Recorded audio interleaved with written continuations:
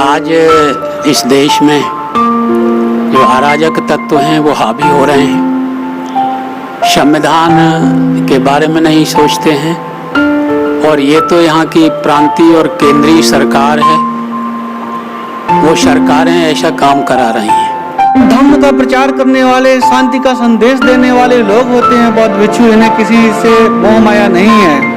उन्हें अपना धर्म का प्रचार करना है, शांति अमन चैन की बात करनी है। उन पर हमला हो रहा है तो ये कहीं ना कहीं प्रायोजित हमला है, इसलिए क्योंकि अयोध्या में जो खुदाई में तथागत बुद्ध के अवशेष मिले हैं वहाँ पर लोगों ने उससे संबंधित कहा है कि यहाँ पर जो खुदाई में मिल रहे हैं उन्हीं का स्थल। ऐसे लोग आप भी जगह जगह उपद्रव कराएंगे और इसके पीछे जो संगठन है उनका RSS, उनका तो ये लक्ष्य ही है कि इस देश में उपद्रव हो। पुलिस और प्रशासन का दबाव में ये अयोध्या का जो मंदिर बन रहा है ये भी बन जाएगा और यहाँ के जो दलित पिछड़े लोग हैं उनको भी दबा दिया जाएगा। ये जबरदस्ती करवा रहे हैं और ऐसे ही नहीं, और अगर नहीं करवा रहे हैं तो जो ये उपद्रव कर रहे हैं उनके खिलाफ सख्त से सख्त कार्रवाई रास्ता जैसी धाराओं में इन्हें वंचित करना चाहिए, इन्हें पकड़कर जेल भेज देना चाहिए और जेल ही नहीं, इनको रास्ता जैसी व्यवस्था में धाराओं में जेल भेजना चाहिए। नमस्कार, आपके साथ में विनय हूँ और आप देख रहे हैं VR1 न्यूज़। जैसा कि ये विदित है कि विश्व भर में कोरोना महामारी चल रही है और उत्तर प्रदेश के अयोध्या में, जहां उत्तर प्रदेश और सेंट्रल गवर्नमेंट की मोदी सरकार ने अभी ये आदेश दिया था कि इस वर्ष किसी भी तरीके की ना कोई भर्ती होगी और ना ही किसी तरीके का कोई निर्माण कार्य होगा।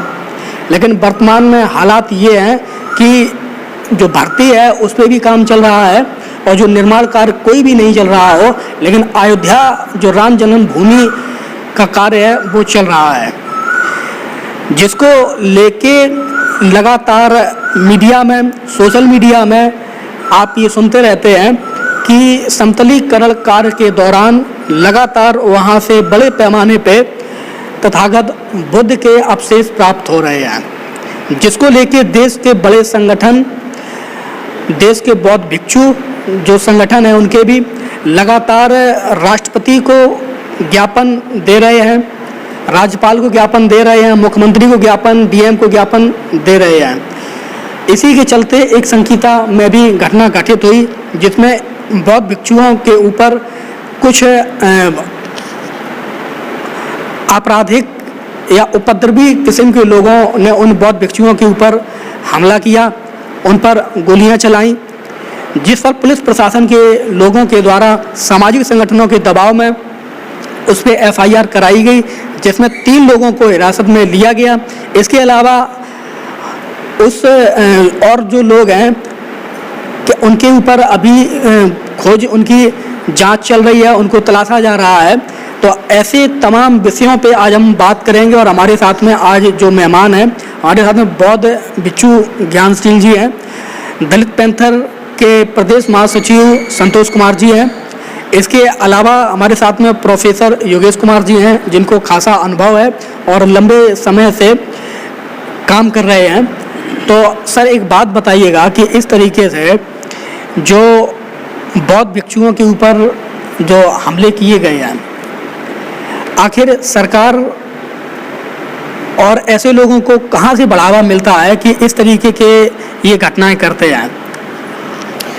देखिए, जो अराजक तत्व हैं इनमें किसी प्रकार का खौफ नहीं रह गया है, एकदम से स्वतंत्र उछन घूम रहे। अगर सरकार का कहीं पर भी प्रेशर होता, उनकी कानून व्यवस्था अच्छी होती, तो एक तरफ धम्म का प्रचार करने वाले, शांति का संदेश देने वाले लोग होते हैं बौद्ध भिक्षु। इन्हें किसी से मोह माया नहीं है।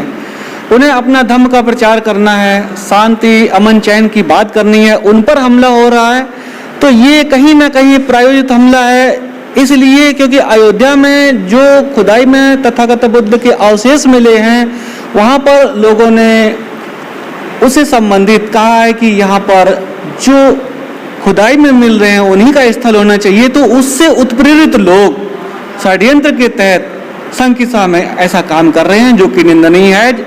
और सरकार की पूरी जिम्मेदारी है कि अपने पूरे देश में संरक्षण की व्यवस्था करे, लोगों के हितों का संरक्षण करे। अगर ऐसा हो रहा है तो ये सरकार का नकारापन है, इसकी जितनी निंदा की जाए वह कम है। अभी बंदे जी, आपको क्या लगता है इस तरीके की जो घटनाएं हो रही हैं, आखिर कुछ समय पहले भी इस तरीके की घटनाएं हुई थी। आज जैसे हम बाबा साहब की जो प्रतिमाएं देख रहे हैं, उन प्रतिमाओं को कुछ जो मानसिक बीमार लोग जो हैं, उन प्रतिमाओं को जगह जगह खंडित करते हैं। आपको क्या लगता है जो बुद्ध की प्रतिमाएं जो नीचे दबी हुई थी जगह जगह पे, जैसे उन प्रतिमाओं को जब निकाला जा रहा है तो उनमें से बुद्ध की प्रतिमाएं निकल रही हैं। जैसे कि जो एक महत्वपूर्ण बात है, अभी अयोध्या में समतलीकरण का कार्य चल रहा है और उस समतलीकरण कार्य के दौरान बुद्ध के अवशेष प्राप्त हुए। लगातार सोशल मीडिया के माध्यम से ये कहा गया, दावा भी किया गया कि अगर अयोध्या राम की जन्मभूमि है तो उस जन्मभूमि से राम के अवशेष निकलने चाहिए, ना कि बुद्ध के।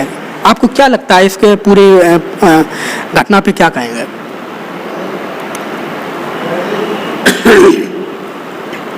विनय जी, आज इस देश में जो अराजक तत्व हैं वो हावी हो रहे हैं, संविधान के बारे में नहीं सोचते हैं।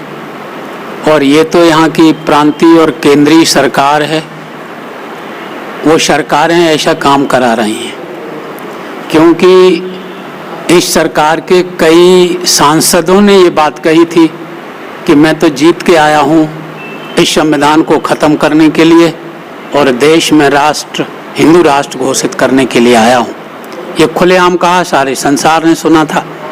ऐसे लोग अब भी जगह जगह उपद्रव कराएंगे और इनके पीछे जो संगठन है उनका आरएसएस, उनका तो ये लक्ष्य ही है कि इस देश में उपद्रव हो, क्रांति हो और यहाँ पर ऐसे अशांत वातावरण में पुलिस और प्रशासन का दबाव में ये अयोध्या का जो मंदिर बन रहा है ये भी बन जाएगा और यहाँ के जो दलित पिछड़े लोग हैं उनको भी दबा दिया जाएगा और भविष्य में इस प्रकार की आवाज़ वो नहीं उठाएंगे। शंशा में जो कुछ हुआ है ये भी पहले से प्रायोजित है और उनकी अपनी पहले से कल्पना होती है कि कहाँ पे हमें करना है और इसलिए वो लोग जो शांति प्रिय लोग हैं उनको अशांत करने के लिए इस तरह की घटना पैदा कर रहे हैं। दुख की बात यह है कि हमारी केंद्रीय सरकार और प्रांतीय सरकार ये दोनों अभी बेखबर हैं। इनको ये नहीं एहसास हो रहा है कि जिस दिन यहाँ का ये बहुजन समाज खड़ा हो गया, ये पहले तो खड़ा होता नहीं है और अगर खड़ा हो गया तो फिर बैठता नहीं है। देश के कुछ भिक्षुओं के द्वारा ये एक आंदोलन चलाया जा रहा है जिसमें वो कह रहे हैं कि साकेत बचाओ अभियान, अपनी विरासत बचाओ, एक वो अभियान चला रहे हैं जिसमें देश भर के ही नहीं विश्व भर के तमाम देशों के जो बौद्ध भिक्षु हैं वो लगातार इस पे अपना काम कर रहे हैं। अभी आपको क्या लगता है कि जो देश भर के जो लोग हैं, जो बहुजन समाज के संगठन हैं, उनको क्या करना चाहिए? इन सामाजिक संगठनों को भी भिक्षु लोग जहाँ भी सत्याग्रह या कहीं लिख के दे रहे हैं, कोर्ट में जा रहे हैं या एफआईआर करा रहे हैं, उसका समर्थन हमारे सामाजिक संगठन को करना चाहिए। और जो हमारे भिक्षु या भिक्षु संघ कहीं से इस तरह का काम कर रहा है तो हमारा उनके साथ समर्थन है कि हमारे जहाँ भी धार्मिक स्थान है या स्थान नहीं है और खुदाई में अगर हमारे महान पुरुषों के अवशेष निकलते हैं तो सरकार की ये जिम्मेदारी बनती है कि वह अवशेष हमारे बुद्धिस्ट लोगों को बाइज्जत सौंपना चाहिए और उस स्थान को बुद्धिस्ट स्थान घोषित भी करना चाहिए।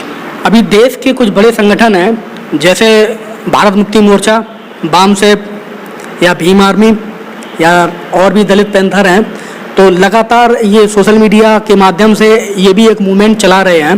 आने वाले समय में क्या लगता है कि देश के बड़े संगठनों को किस तरीके से काम करना चाहिए और इस जो आंदोलन है इस आंदोलन को सफल बनाना चाहिए? देखिए, आपने देखा ये सरकार, उत्तर प्रदेश सरकार और केंद्र सरकार, ये सरकारें अपनी मिली भगत से ये जितना भी उपद्रव हो रहा है, इनकी सह पर हो रहा, ये जबरदस्ती करवा रहे हैं। और ऐसे ही नहीं, और अगर नहीं करवा रहे हैं तो जो ये उपद्रव कर रहे हैं, इनके खिलाफ सख्त से सख्त कार्रवाई रासुका जैसी धाराओं में इन्हें वंचित करना चाहिए, इन्हें पकड़कर जेल भेज देना चाहिए। और जेल ही नहीं, इनको रासुका जैसी व्यवस्था में, धाराओं में जेल भेजना चाहिए। दूसरा, अभी भारतीय दलित पैंथर और जितने भी सामाजिक संगठन हैं, ये जो कोरोना महामारी की वजह से ये सरकार मौज काट रही है और कोरोना महामारी की आड़ से ये संविधान को खत्म करने का जो अपना कार्य चला रही है, इसके ये मंसूबे पूरे नहीं होंगे।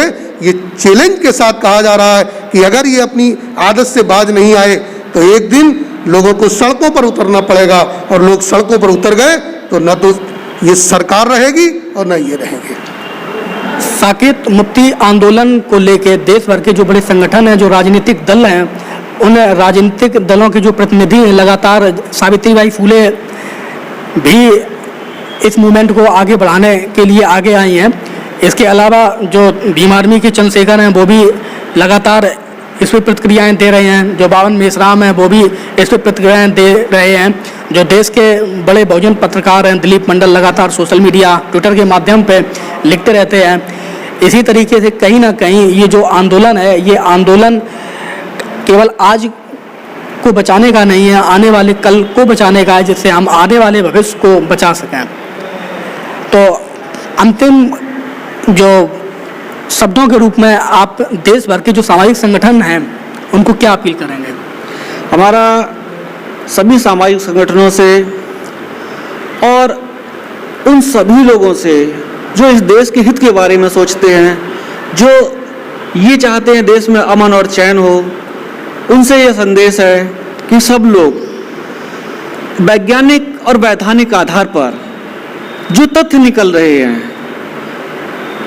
ये नहीं है कि सिर्फ मनगढ़ंत कहानी को ही कहा जाए, बल्कि जो वास्तविक है, पुरातत्व विभाग है, सर्वेक्षण विभाग है, इनसे खुदाई करा ली जाए, जांच करा ली जाए। जो वास्तविकता है, वैज्ञानिक और वैधानिक जो वास्तविकता है, उसके लिए आंदोलन करना चाहिए, उसके लिए एकजुट होना चाहिए, जिससे देश में व्यवस्था बनी रहे।